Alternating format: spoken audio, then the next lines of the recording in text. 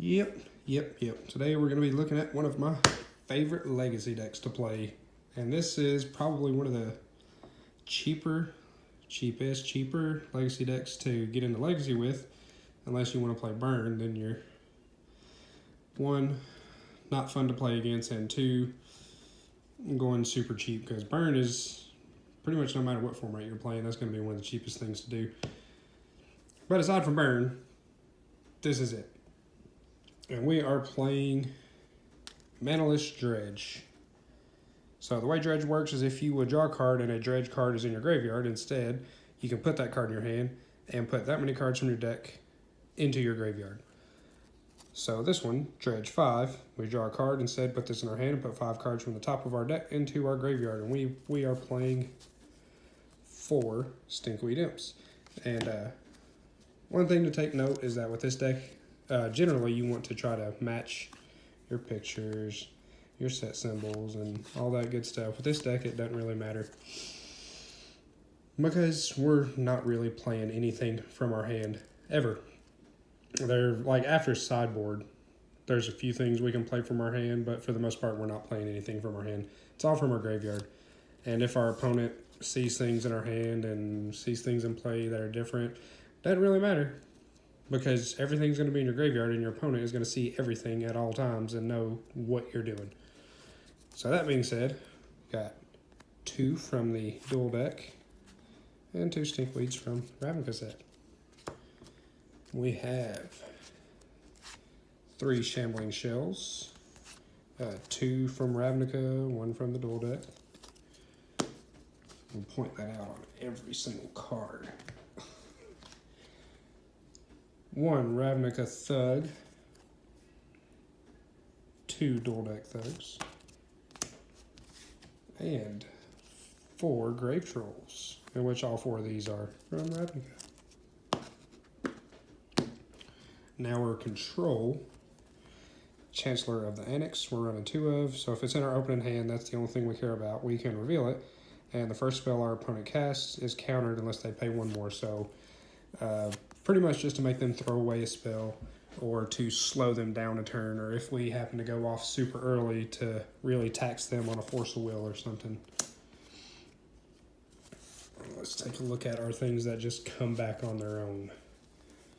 Playing 4 Narcomoebas, 3 good, 1 bad. And this is when it's put into your graveyard from the library, you can put it onto the battlefield. Playing 3 Nether Shadows. And what it does is at the end of your upkeep, if it's in your graveyard with at least 3 other creatures above it, you can put it into play. And it has haste. That is key. 4 Icarids. 3, what is that, Eternal Masters? 3 Eternal Masters. 1 Torment? Yeah, that's Torment. But, beginning of your end step, sack Icarid. He has haste. At the beginning of your upkeep, if he's in your graveyard, you can exile a black creature to put him on the battlefield. And 4 Prized Amalgams. When a creature enters the battlefield, if it entered from your graveyard or you cast it from your graveyard, you can return him from your graveyard to the battlefield tapped at the beginning of the next end step. Let's look at our enablers. So this is one that only works for our hand. Street Wraith. Cycling, pay 2 life, discard it, draw a card. That's all it's there for. If it's in our hand, we can just make our dredging a little bit more aggressive. And one of the key cards of the deck, because this card can be like super abused in this deck. And what we're looking at is this bottom here. Discard 3 cards, return Phantasmagorium from a graveyard to your hand. So the way Dredge most of the time works is you want to go second, and you draw your card and discard a card. Well, if you can discard Phantasmagorium, because you have more than 7 cards in your hand, at the end of your opponent's turn, you can pitch 3 Dredgers or anything in your hand that needs to be in your graveyard, pitch it to get him back in your hand. Then on your upkeep, or on your draw step, go dredging.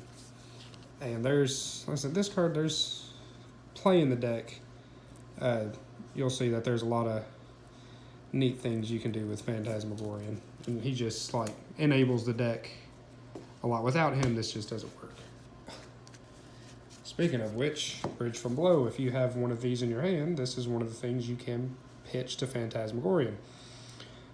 And the clause that we care about is whenever a non-token creature is put into your graveyard from the battlefield, if it's in your graveyard, you get a 2/2 zombie token. So if we have one bridge in the grave, we have a creature die, get a 2/2. We have 2 bridges, we get 2 2/2s, 3 2/2s, 4 2/2s. That's part of our win con too, right there. We are playing 4 Cabal Therapies. So we've got 3 from Eternal Masters and 1 from Judgment. And it's flashback, sack a creature, name a non-land card. Target player reveals his or her hand and discards all cards of that name. So this is, before we go off, we're mainly going to cast this to try to get any Force of Wills or any removal that could screw us over out of their hand, so that we can go off and do what we want to do and they can't do nothing about it. And we can Cabal Therapy 4 times when we decide to go off. We are running 4 Dread Return. Return a creature from your graveyard to the battlefield. Flashback, sack 3 creatures. This is our win con right here. What do we have? Okay. 3 from Time Spiral. 1 from, looks like a commander deck. But this is our main win con. Like, without this, we can't win, because this gets our win cons from the grave into play. Good old reanimation. And 3 Creeping Chills. So once the G-Probe was banned, I really didn't know what to put in here. So Ravnica Allegiance came out, Creeping Chill. I've been playing with this card in the deck, and so far I like it. It just makes it a little easier to win. And against decks that want us to move a little bit slower, this gets in a little bit more damage to make it easier for our reoccurring creatures to just chip in and win that way. And a deck that wants to go wide, it also gets in some 9 points of damage for us. So essentially, with these, we really only have to worry about 11 points of damage with our opponent. And against matchups like Burn, it's also gaining us 3 life, so it makes it a little bit harder for them to kill us too. So what are we reanimating? Our first Dread Return is going to hit Battlestrade Spy. What this says is when it enters the battlefield, target player reveals cards from the top of their deck until they reveal a land card. Puts all the cards revealed in their graveyard. So we're going to choose ourselves. We have no lands, so we're going to put our entire deck into the graveyard. So when that happens, our Narcomoebas are going to trigger coming into play. Our Creeping Chills are going to trigger coming into play. We're going to put all our Bridge from Belows in the grave. There's a lot of things that are going to happen all at once. And our 2 Dread Return targets. So number 1 win con is a Flamekin Zealot. When it comes in, creatures you control get +1/+1 and gain haste. So we Dread Return 3 Narcomoebas. We get 4, 8, 12 2/2 zombies to Dread Return this guy, get him back. He comes in. Those 12 zombies and the Narcomoeba all get +1/+1 at haste. We swing in for lethal. If that is not a good plan, we've dealt 9 damage to them from the Creeping Chills. We can Flayer of Hatebound. He comes in, deals 4 damage, go to our end step.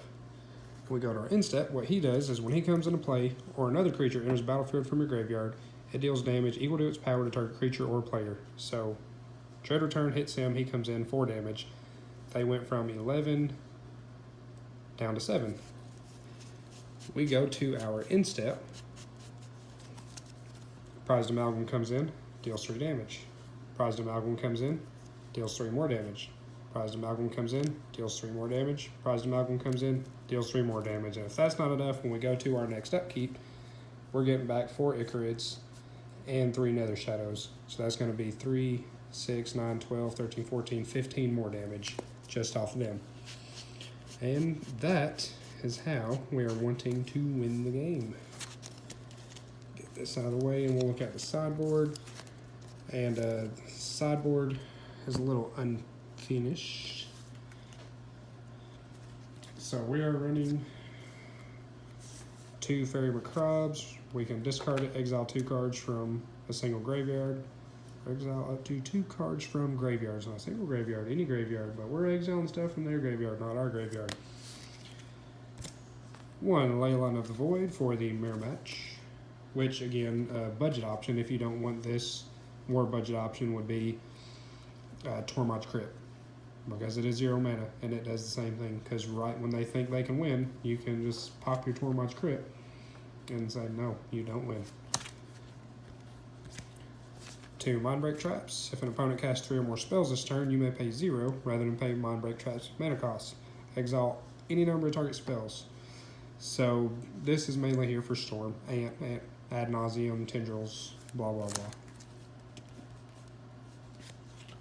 4 Contagions. Pay 1 life, remove a black card from your hand from the game. Instead of paying its mana cost, effects that prevent or redirect damage cannot be used to counter this loss of life. So you're losing the 1 life. And you put 2 -2, -1 counters distributed any way you choose on any number of target creatures. So any kind of creature deck is what we're going to bring this in against. And this is, again, dirt cheap card. Think of this sideboard, the only thing I would recommend that's going to be like not budget would be the Mindbreak Traps. I think these are kind of necessary. Like I said, Leyline of the Void, Tormod's Crypt. Sickening Shoal, again another removal spell. You can remove a black card from your hand with converted mana cost X. And target creature gets -X until end of turn. So kill something if it's Phantasmagorian. We give something -7, -7. I think his mana cost is 7. Let's find out Phantasmagorian. Yeah, 7. And also for burn, Ancestors Chosen. 7 mana, 5/4 first strike. We don't care about 7 mana because we're going to reanimate it. When it enters the battlefield, you gain 1 life for each card in your graveyard. Good stuff, good stuff. 1 Surgical Extraction. Again, this can be replaced with anything else that's budgetish. There's a black trap from the Zendikar, the original Zendikar set. That costs 0 if an opponent had so many cards going to the graveyard, and it's an instant, and you exile their graveyard. In all honesty, I'm thinking I may put some of those in here, like try to figure out my sorrow. I think that's a good card in general, so I may try to find a way to fit it in here regardless. Keep Surgical and try to fit that in. And we got 3 Mishra's Baubles. This one I want to take out and put another Chancellor of the Anus. The other 2 I want to keep because these are in here for decks that want to try to make us move a little bit slower. So in those matchups, we need a little bit more draw powers because we're going to be slowed down regardless. But to be able to force dredges on our own a little bit more in certain matchups is kind of important, and that's where the baubles come in. Yeah, the card draws a turn late, but we're still forcing that dredge, and that's what's important, and that's why these are here. And, well, that is about it. Hope you enjoyed it, and hope you look into getting this, because like I said, this is a pretty budget option. I think the only thing from the main deck that's relatively expensive is our Bridge from Blows. Everything else is pretty cheap. So, like, comment, subscribe, and yeah, I'll talk to you next time, guys.